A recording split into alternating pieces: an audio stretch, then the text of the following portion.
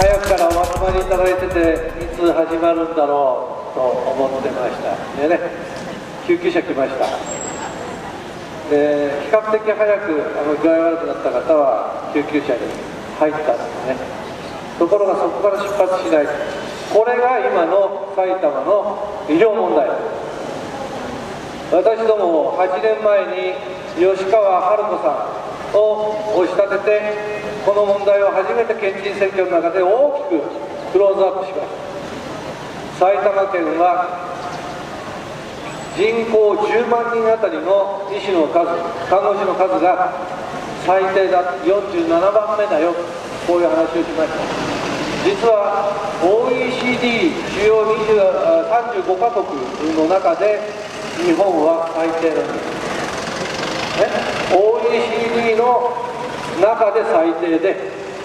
その最低の日本の中で埼玉県は47位ということは世界一最低だということなんですよね。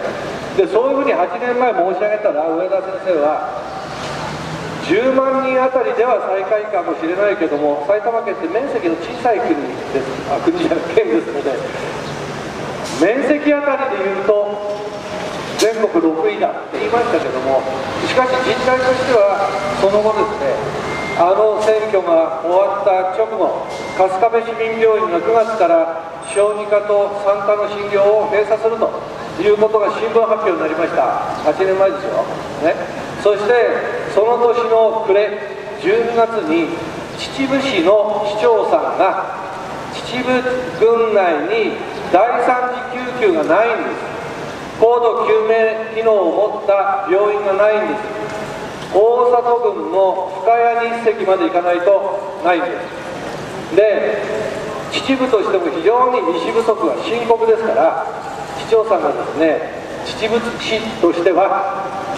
自分たちの町からそうした医師を志す若者を、これに奨学金制度を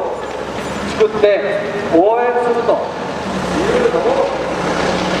今から7年前ですかね、8年前、その辺ですよ、やったんですよ。で、実は2年前、私キャラバンで秩父市に行きました。そしたら秩父市の保健福祉部長が対応してくれましてね、うちの市で作ったその奨学金、医師の奨学金制度で、いよいよ第1号が来年からっていうか去年だと思いますが、来年から秩父市民病院に入ります。私ね、これ本当に立派なお仕事だと思いました。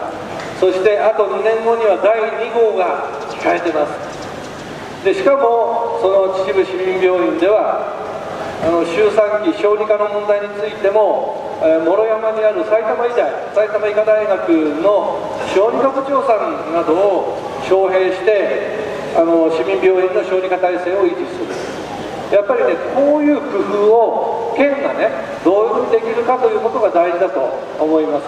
先ほども出発するまでには病院探してるわけでしょ。すぐそこに独協があるんですよ、ね、近所に病院がいっぱいあるんです。しかし満床であったり救急対応ができない、状況はどうだったか分かりませんけども、そういういわゆる医療設備、医療施策の貧困の中で、いわゆるその新聞でたらい回しってこう言われますが、たらい回しじゃないんですよね。みんなができるのに俺んとこダメ、俺んとこダメって言ってるのはたらい回しですが、どこ聞いてもできません、手一杯です、こういうことでしょ。だからこれを埼玉県政の重要な命と県民の命と暮らし安全を守るということを言うんであれば、この問題最大限取り上げて、みんなしてこれ実現させようではありませんか。ですから医師不足の問題について言えば、一つは奨学金制度をどう充実させるか、それから4年前の県知事選挙の後、4年前も私たちこういう訴えをしましたよね。で、その後埼玉県議会の超党派の議員、全ての議員が議員連盟を作りました。埼玉県立大学に越谷にありますよね、県立埼玉大学、そこに医学部を作ろうと、こういう議員連盟ができて、今動きがちょっとまだ遅いけど始まってる。でその一方で総合医局制度、あるいは一般大学の卒業生、一般大卒者を医師を目指す学生に対してその後の専門的な教育機関を、これは医科大学を設置するよりはかなり比較的短期で、実践的な力になるという面もありまして、済生会栗橋病院の元院長補佐の本田先生などはこういうことを展開しております。そんなことも含めて医療問題でぜひ、埼玉県政を変えていきたい。子どもの貧困の問題、私たちの暮らしの問題、まさに条件整備をしっかりしていかなければなりません。介護保険料を41歳からずっと払い続けていたのに、いざ自分が必要になるとなかなか1年前、2年待ちというような形で入れない。埼玉県内に要介護度の4と5に限定してみても、ダブリを除いてですよ、ダブルエントリーしてるのを外してもおよそ1万ぐらいのね待機者がいるんですよ。金は出してるのに、いざ必要な時に、これはもう保険の制度としても失格ですよね。ですからそういうインフラ整備もしなきゃいけない。でこうしたことは実は地域経済の活性化にもつながるというふうに私は思っています。こうした暮らしに密着した身近な生活保障インフラは、これができることによって住民の皆さんの利益になるし、同時にその仕事は地元の業者の皆さんが十分にできるわけです。そういうその地元で働く建設業者の皆さんの背中を押すという面でも、今申し上げたような、地域密着型のインフラを整備する、これはねゼネコンでなくたって十分できるわけですよ、地域で。そうすれば建設産業っていうのはゼネコンの元請けから1時2時3時4時とこうね、重層構造的に段階が作られていて、で一番現場で働いてる人に賃金が下りてくる間にどんどんこうやって抜かれてくるわけですからね。地元の企業がきちんと請け負ってやってくれれば、少なくともこの重層構造を短くすることはできるわけです。そして地元の業者の皆さんも元気になる。こういう形で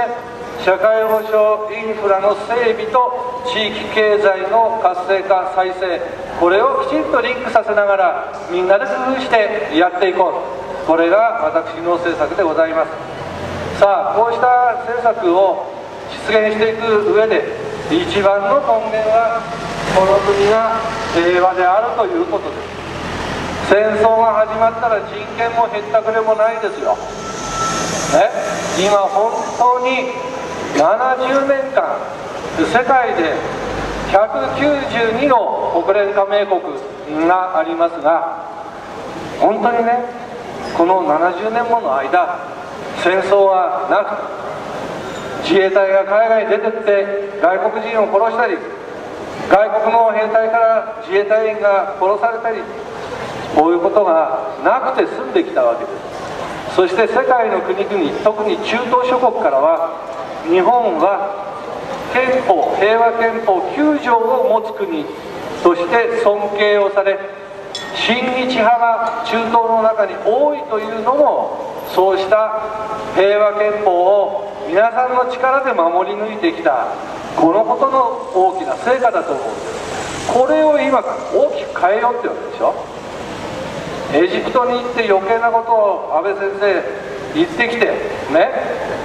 ああいうことになってきますと、やっぱりこの国が攻撃の対象になる、こういうことは十分考えられますよ。私が勤務し、現在も隣の清瀬に引っ越しちゃったわけですが、新座には米軍の大和田通信基地があります。所沢にも基地があります。そして入間の航空自衛隊の基地、ここには自衛隊専用病院を作るという計画もあります。本当に今安倍政権の暴走を許し、戦争をする国になったとしたら、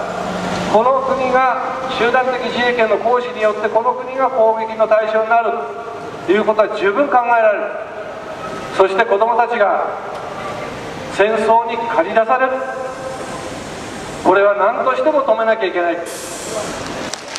した2つの柱をきちんと据えながら、私たち短期間でありますが、皆さんと一緒に知恵と工夫を凝らしながら、一緒にこの暑い夏を戦い抜き、そして知事の座に座る、こういう決意でございます。どうぞ皆さん、周りの多くの人に広げていただいて、